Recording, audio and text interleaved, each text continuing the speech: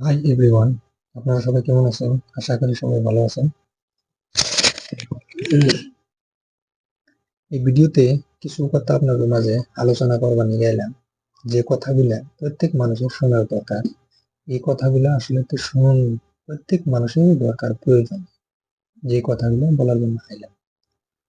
তো টপিকটা হলো যে উজান আসামে অল্প কয়েকদিন আগে যে বানপানির সমস্যায় মানুষগুলো ভুগলো, অনেক গরু বাছুর মারা গেল, মোষ, ছাগল, ভেড়া ইত্যাদি বস্তু জীবজন্তু যতগুলো আছে প্রায় 70 by 80% মারা গেছে গা। কিন্তু ওইখান থেকে খালি জীবজন্তুই মারা যায়নি, মানুষের ঘর দিয়া, মানে এত পরিমাণ পানি হয়েছিল ওইখানে, কি বলবো। মানুষের যে চালের উপরে থাকবো, টিনের চালের নাই বা ঘরের উপরে যে চাল, সেই চালের উপরে যে থাকবো সেখানেও থাকা অসম্ভব হয়ে গেছিল। মানে চাল টাল সব বস্তুই চলে গেছিল। তো সেখানে সেই অবস্থায় মানে মানুষগুলো কিছু মারা গেছে, মোটামুটি 40 বা 50 মানুষ মারা গেছে, অনেকগুলা মানুষ মানুষ মারা গেছে সেখানে। সেখানে এমন অবস্থা হওয়ার পরে অন্যান্য দেশের থেকে নাই বা অন্যান্য রাজ্যের থেকে অনেক মানুষ আসছিল সেখানে মানুষকে সাহায্য করার জন্য, যার সক্ষমে যার পরিমাণে যেগুলা যেখানে কুলায় সেখানে সাহায্য করছিল। ভাই ব্যাকগ্রাউন্ডে যাবে যাইয়া দেখবার গেলে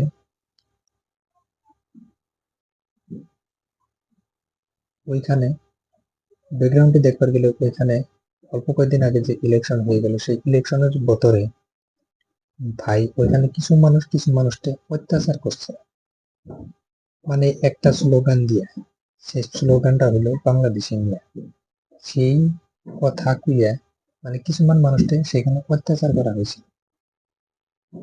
আমি কই না আল্লাহ আল্লাহ যেটা করে সেটা ভালোর জন্যই করে, কিন্তু সে মানে সে যে যেটা করে তার ফল সেটা করতে হয়। কিন্তু সেখানে হিন্দু মুসলিম দুই শ্রেণীর মানুষগুলা যাইয়া সেই সময়ে ওইখানে সাহায্য করছে বানপানির সময়। কিন্তু ওই টাইমে কিছুমান মানুষ, বিশেষ করে সত্যরঞ্জন বরা নামের একটা মানুষ, এই মানুষটা আজমল শেখের বিষয়ে কিছু কথা বলছে।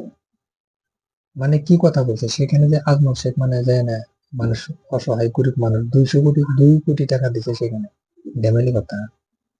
2 কোটি টাকা দিয়ে সেখানে সাহায্য করছে, মানে গরিব অসহায় মানুষদেরকে বিলাইছে, টাকা বা অন্যান্য বস্তু মানে সেখানে বিলাইছে। সে আজমল শেখতে নাকি ওইখানে কিছু কথা বলছে, কি কথা জানেন?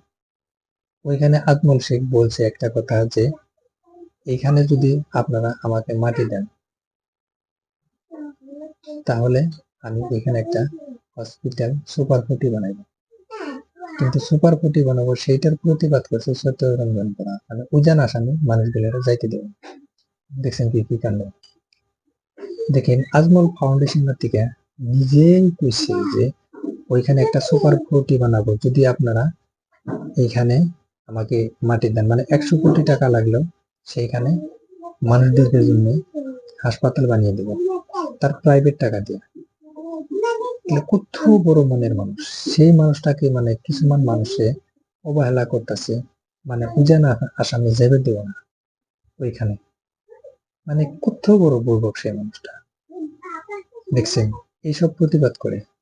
তো যে মানুষটা এইসব কথা বলছে সেই মানুষটার মানে সক্ষম নাই, ক্ষমতা নাই, অবকাশ নাই যে 5টা টাকা ওই টাইমে যায় না মানুষদেরকে, অসহায় মানুষদেরকে সহায় করছে, তার অবকাশের বাইরে। সেই মানুষগুলো কথা বলে বড় বড়, তো কি বলবো ভাই। তো কথাটা কত দূর গ্রহণযোগ্য হলে আপনারা কমেন্ট বক্সে, আপনাদের জন্য খোলা আছে, আপনারা কমেন্ট বক্সে জানাইবেন যে কথা টুকে কত দূর গ্রহণযোগ্য কথাটা বলছে।